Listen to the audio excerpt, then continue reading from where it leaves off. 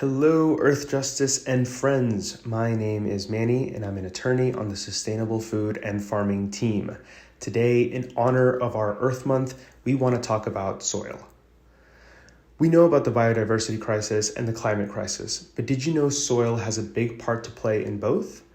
The UN says that if we don't start preserving our planet's soil, we're in big trouble. We won't be able to grow food for starts. The nation's Corn Belt has lost over 35% of its topsoil.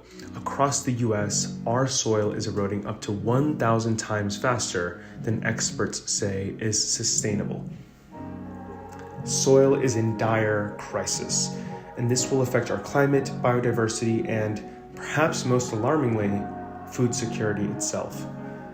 Healthy soil is full of microorganisms and invertebrates such as worms.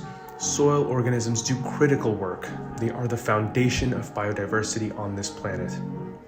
Soils also absorb, filter, and purify our water, helping to protect against flash flooding, which will become more and more common with climate change.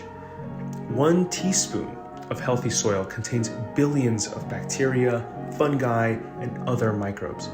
Healthy soils are composed of organic matter from decaying plants and animals, a wide variety of nutrients, water, and a breathtaking amount of breathing plants, fungi, and other organisms. I think the most amazing thing about healthy soil is that it is filled with life. It breathes. Soils also play a major role in the carbon cycle and in climate. When we think of the carbon cycle, we often think of trees and the atmosphere, but there's more carbon in the upper meter of soil globally than there is in all of the trees and the atmosphere combined. I'm Mustafa, the staff scientist on the Sustainable Food and Farming team, and much of my research focuses on soils. Soil carbon is stored in grasslands, forests, and wetlands, but many land use changes associated with agriculture release it, which is terrible for climate change.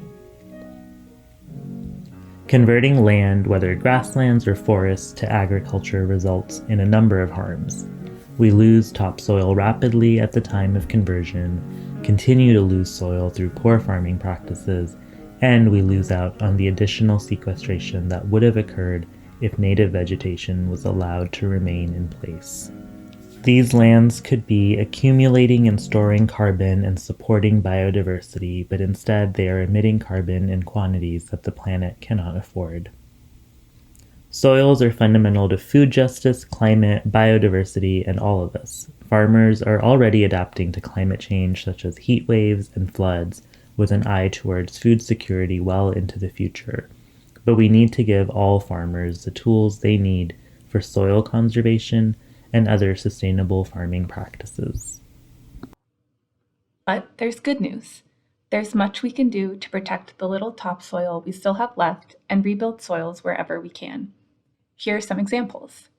We can plant more perennial plants, which are plants that grow from year to year like trees, shrubs, and grasses. Perennial plants store a lot more carbon and have deeper roots that make them more adaptable.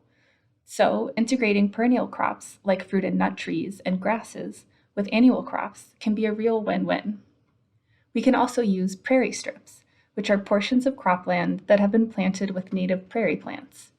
Prairie strips help to break up monoculture farms and allow soil to regenerate within the strip, build habitat for pollinators, absorb and hold water, and provide other benefits. In addition, we can plant several different crops in rotation rather than planting a single crop, such as corn or soybeans, every year. This biodiversity helps build healthy and resilient soils, which many cultures have known for millennia. The Sustainable Food and Farming team at Earth Justice works on many issues that will help build soil health, such as helping push for state and federal laws that support farmers' adoption of healthy soil practices. I'm Carrie, a senior attorney on the team, and I'd love to share a few of the ways our advocacy is advancing soil health. First, we are trying through litigation and policy advocacy to reduce federal subsidies that encourage the production of millions of acres of corn and soy for biofuel. This production uses limited and precious land and soil, and at the same time, it threatens endangered species and their habitat and the climate all at the same time. Second, we are using these same tools of litigation and advocacy to challenge climate, air, and water pollution from the production of food products from animals. Most people don't realize that almost all of our meat, poultry, and dairy comes from industrial-scale animal factories where tens of thousands of animals are kept in crammed conditions. These produce more waste than many cities, and that waste causes a lot of water and air pollution as well as greenhouse gas emissions. So we have cases in advocacy challenging this pollution and seeking stricter oversight. And third, we are working with partners on the ground in New York City, advocating to protect community gardens and improve soil health. These are just some of the ways the Sustainable Food and Farming team is working to advance healthy soils. Every 5 years, Congress must pass a new farm bill. This is the law that supports both food security for those in need, think of the food stamp program, and creates a safety net for farmers. The bill can also help farmers and ranchers adopt climate-friendly practices, and that's our goal.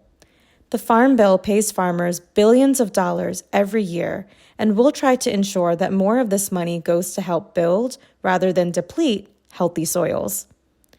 Our team has someone full-time on Capitol Hill and at Congress working to meet this moment. That's me, actually, Ranjani, Senior Legislative Representative at Earth Justice, and it is thrilling. I work with the rest of the team to educate policymakers about the way we can make sure agriculture is part of the climate solution and not just a growing part of the problem. The exciting thing about this work is that while, on the one hand, agriculture is big business, courtroom battles, and Capitol Hill negotiations, food is also part of our homes. It's one of the most important parts of most of our daily lives. We can make a difference both in our personal lives and in our policy advocacy. Listen to this. And now, I'm happy to send you to the kitchen of Alexis Andaman. If worms aren't your thing, there are other ways you can help fight climate change and support biodiversity. Visit our homepage for our feature stories and media hits. It's earthjustice.org/office/sustainable food farming. I'm Nidia, the communications and media strategist for the team, and I can attest a lot is going on. You can find most of the team here in New York City. We'd love to see you. Happy Earth Month. Thank you for watching.